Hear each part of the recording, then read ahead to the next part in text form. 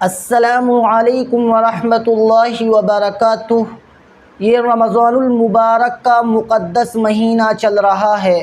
رمضان المبارک کی مبارک بہاریں چل رہی ہیں، مبارک ساعتیں اور مبارک لمحے چل رہے ہیں۔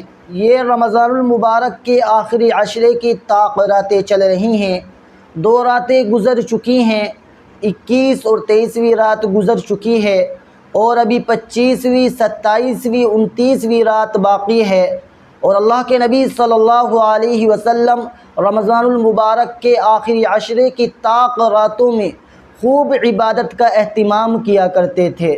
اس لیے ہم مسلمانوں کو بھی اللہ کے نبی صلی اللہ علیہ وسلم کی پیروی کرتے ہوئے، اللہ کے نبی صلی اللہ علیہ وسلم کے طریقے پر چلتے ہوئے، ہمیں بھی اللہ کے نبی صلی اللہ علیہ وسلم کی باتوں پر عمل کرنا چاہیے۔ جیسے اللہ کے نبی صلی اللہ علیہ وسلم شب قدر میں عبادت کیا کرتے تھے، ہمیں بھی ایسے ہی اللہ کے نبی صلی اللہ علیہ وسلم کے اعتبار سے اللہ کے نبی صلی اللہ علیہ وسلم کے طریقے کے مطابق عبادت کرنی چاہیے۔ اللہ کے نبی صلی اللہ علیہ وسلم ان طاق راتوں میں خوب اللہ کی عبادتیں کیا کرتے تھے۔ اور صحیحین کی ایک حدیث ہے، یعنی بخاری اور مسلم میں وہ حدیث موجود ہے، حضرت ابو ہریرہ رضی اللہ تعالی عنہ سے روایت ہے کہ اللہ کے نبی صلی اللہ علیہ وسلم نے ارشاد فرمایا، جو شخص شب قدر کو ایمان اور اجر و ثواب کی نیت سے عبادت کرے تو اللہ تبارک و تعالی اس کے پچھلے تمام گناہ معاف فرما دیتے ہیں۔ اتنا بڑا ثواب اللہ کے نبی صلی اللہ علیہ وسلم نے اس رات میں عبادت کرنے کا بتایا ہے۔ اس لیے ہمیں اس رات میں خوب عبادت کا اہتمام کرنا چاہیے۔ آج میں آپ کو اس ویڈیو کے ذریعے وہ دعا بتاؤں گا جو اللہ کے نبی صلی اللہ علیہ وسلم نے حضرت عائشہ رضی اللہ تعالی عنہا کو بتائی ہے۔ جو دعا اللہ کے نبی نے بتائی ہے تو بتاؤ آپ ہی، کیا اس دعا کے قبول ہونے میں کوئی شک رہ جاتا ہے؟ اگر ہم اس دعا کو اخلاص کے ساتھ مانگیں گے تو اللہ تبارک و تعالی ہماری اس دعا کو ضرور قبول فرمائیں گے۔ اگر ہم اللہ کے نبی کا واسطہ دے کر دعا مانگیں گے تو اللہ تبارک و تعالی ہماری دعا کو ضرور قبول فرمائیں گے۔ ہمارے پر مانگنا نہیں آتا تو اس لیے ہماری دعائیں قبول نہیں ہوتی۔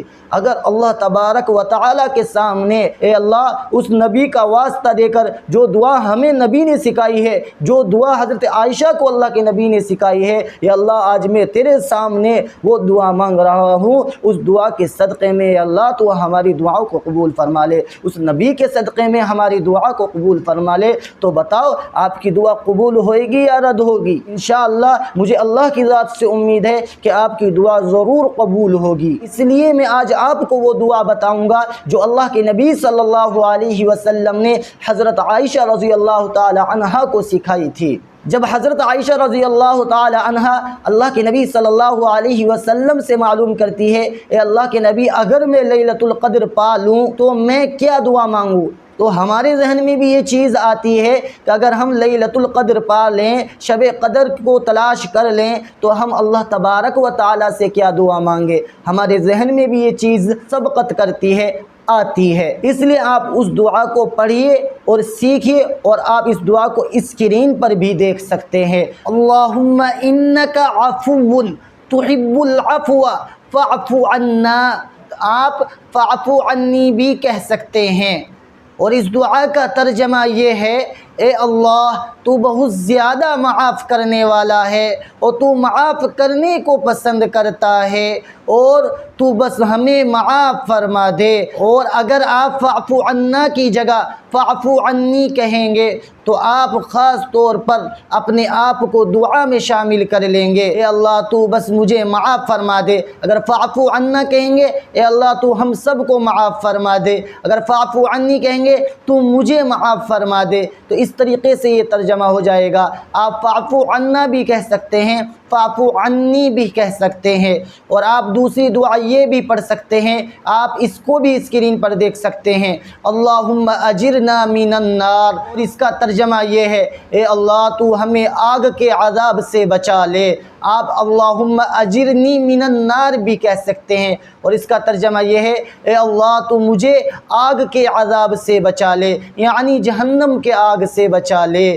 اس لیے ہمیں اللہ کے نبی صلی اللہ علیہ وسلم کی سکھائی ہوئی دعا کو یاد کر لینا چاہیے، اور اللہ کے نبی نے یہ حضرت عائشہ رضی اللہ تعالی عنہا کو یہ دعا سکھائی تھی، اس لیے ہمیں بھی یہ اہتمام کے ساتھ میں یہ دعا یاد کرنی چاہیے، اور ہر نماز کے بعد جب بھی ہم دعا مانگے اس دعا کو پڑھنا چاہیے۔